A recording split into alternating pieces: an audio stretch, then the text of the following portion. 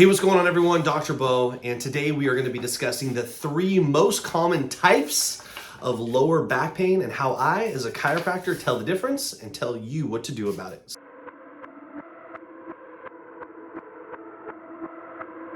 How can I help you today?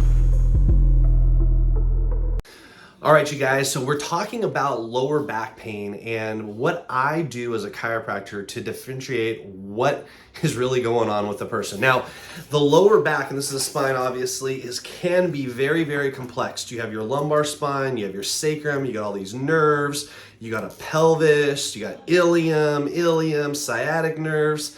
It can be very, very confusing. So what I want to do today, guys, is just help you guys be able to distinguish what's going on with your body, as well as if you hurt yourself when you go into your doctor, your chiropractor, have a intelligent conversation about it so they can help diagnose you correctly, care for you, get you in the right place, the right therapies, the right way to adjust you, what have you. So first thing is this, is that there are 3 characteristics that I look for when a person comes in with lower back pain.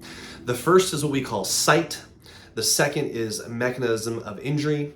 And the third one is how is it doing? Meaning what's changed, better, worse, radiating, etc. So the first thing that we talk about is site, meaning where in the lower back, when you're saying, hey, Dr. Beau, I hurt my back, am I hurting? Is it down in my lower back here, like kind of over my buttocks area? Is it down really low here after a slip and fall?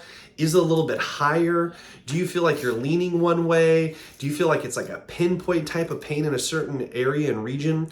Where exactly? If I ask my patients, if you could point to it with one finger, where are you feeling the pain? Because if it's higher, then we know it's more of a lumbar issue. If it's down really, really low, then it can be some sort of sacral or coccyx issue. Or if it's kind of favoring one side or the not, then we're looking at potentially some sort of sacroiliac dysfunction.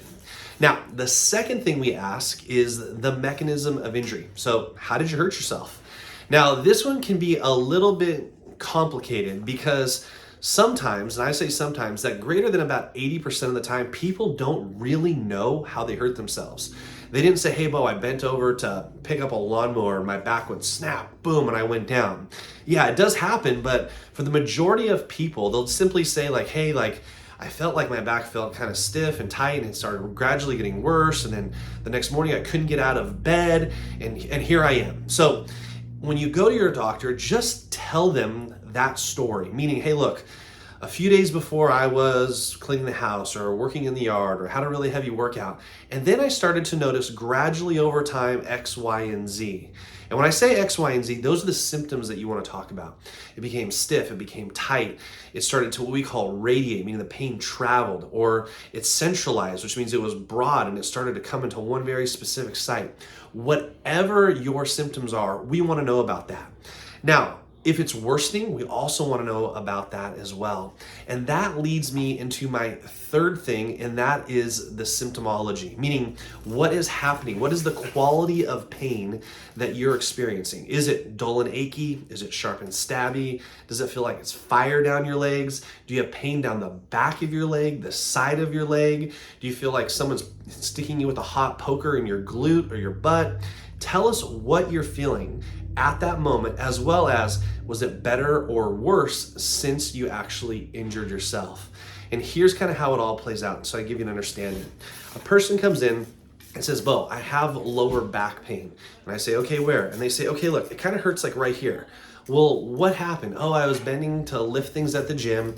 You know, over the next few days, I started to know it started to stiffen, started to ache, started having some decreased range of motion, and I'm getting some muscle tension and spasms around there. Okay, does the pain radiate anywhere? No, it's just kind of dull and achy and it's always there. Typically, guys, that is more of a lumbar issue, meaning a lumbar subluxation caused by lifting or caused by some sort of motion where the muscles pulled things out of alignment. Versus this, hey, Beau, I was sitting in a long car for a long period of time, like 4 hours. When I got out of the car, I heard this big pop sensation in my lower back. Okay, where did it happen? It hurt kind of like over this, like my glute area, kind of like connecting to the spine down in here.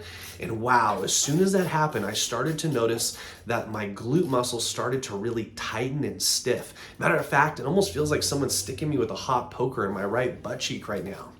Okay, and what's happened since then? You know, on occasion, I feel like pain goes down the posterior portion of my leg, but it doesn't really go lower than my knee. Gotcha. Okay, what is that?